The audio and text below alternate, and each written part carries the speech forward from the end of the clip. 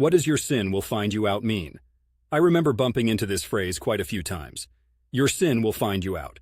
It almost sounds like something straight out of an old-time fire and brimstone sermon, or maybe something a grandparent might remind you with a gentle wag of a finger.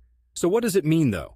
The phrase originates from the Bible, specifically from the book of Numbers 32:23, where it's a conclusion to a warning given to the Israelites.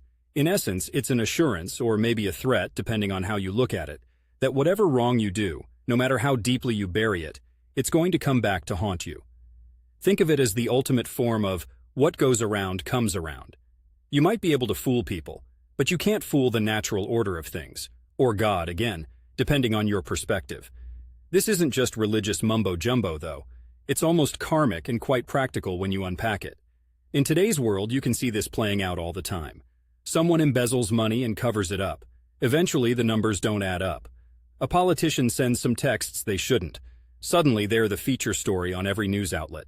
It's not so much divine intervention, as it is the result of a web of human activities and the power of truth to surface, even when pushed down by a ton of lies. And it's not strictly about punishment either. It's partly warning and partly advice. Live honestly, because the stress of hidden wrongdoing isn't worth the constant looking over your shoulder, right? Because sure, there are those who seem to get away with everything.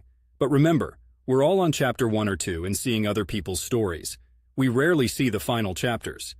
Those stories might not look so successful by the end. So yes, ponder the thought that the mistakes, misdeeds, and outright wrongs you commit could eventually be exposed to the world. Or to yourself, which sometimes can be the cruelest judge.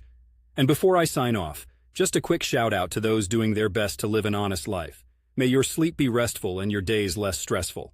For those sneaking around with misdeeds in their pockets, tread lightly and maybe rethink your strategy.